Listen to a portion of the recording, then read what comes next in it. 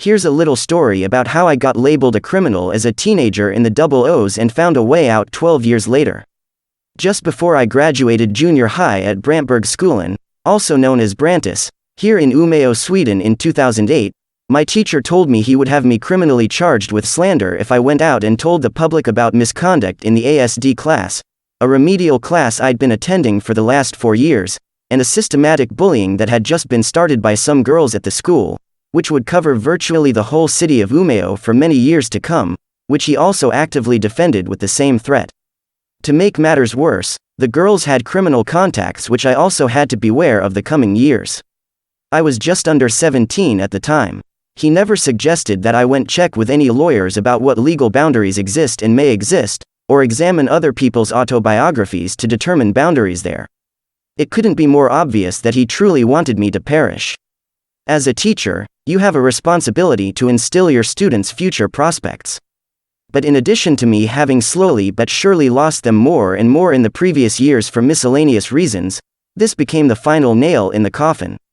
Then it only became clearer in December 2010, when I got caught having told about the ASD class, partly by sending a very low-key, anonymous article to Västerbotten County's local newspapers, where I didn't mention the name of the ASD class and not even which municipality it was located in, among other acts.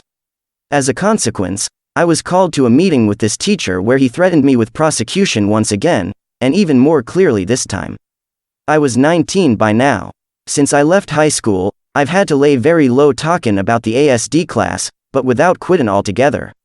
Most people I know have already known about all this and much more for a long time. During these years, I've had a huge need for the friend filter on Facebook, where I can decide exactly who can and can't see every single post. I discovered it in April 2010. By then I had only used Facebook for just over 1 to 1.5 years. It started becoming popular among young people around 2008-9. Now I could use the filter to make some, and periodically most, posts visible to almost exclusively minorities from the hood, as they are more susceptible to controversial content and less likely to involve the police or other authorities unnecessarily. This would save my life. Without this, I would have never survived. During these years I've also, among many other things, been cash dispenser robbed twice, lived next door to a criminal who was obviously not registered to his apartment, hung out at a high school, Dragoon/Dragon, where I was much older than the students there unnoticed by the staff, eaten hash cookies, walked around with a spray which once got confiscated by the police. Fortunately the spray was legal, traveled all over Sweden, everywhere from small towns to Stockholm, posted a lot of rap songs on SoundCloud. I once had probably 100, now only 10, gone to some funerals, been almost evicted twice due to sugar and over-the-counter pill addiction. It was only in the winter of 2020 that I realized, mostly on my own, that this thing about telling about the ASD class is legal.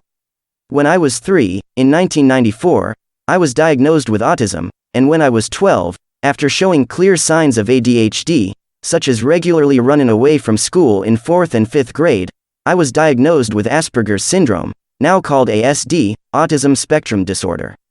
As a consequence, I got to attend this class in 2004, where I got to witness a lot of alienation and cult-like/incel-like Asperger's propaganda. However, I've never formally received an ADHD diagnosis, but by now I should have probably had 10, looking at my life as a whole and not necessarily just one moment in time.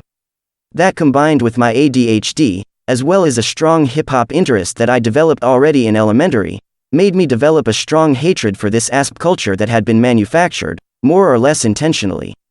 I didn't want any part in it. As a result, I came in contact with minorities from the eastern parts of Umeå, where most of them live, and since then I've mainly stuck to such contexts. I myself grew up in an average white suburban family. Now I don't know what's happened in the ASD class since I left the place. But what I do know for sure is that until the winter of 2020, I've lived under fear of getting prosecuted and convicted of slander just by telling my story, to pretty much anyone, for up to 12 years. Much because my teacher said it was illegal, which I only managed to disprove just now. Just in case you ain't noticed yet, this video was recorded with text-to-speech and not my own voice.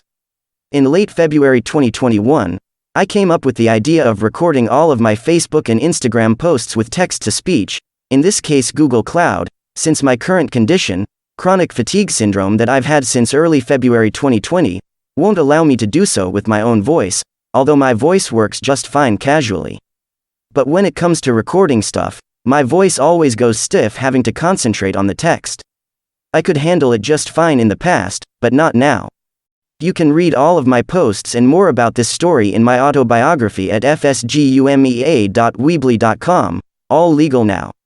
There you can also find more links, including my Instagram profile. And of course, don't forget to subscribe to my YouTube channel to get notified for whatever comes next. Thank you so much for tuning in, Jonathan Amander Persson.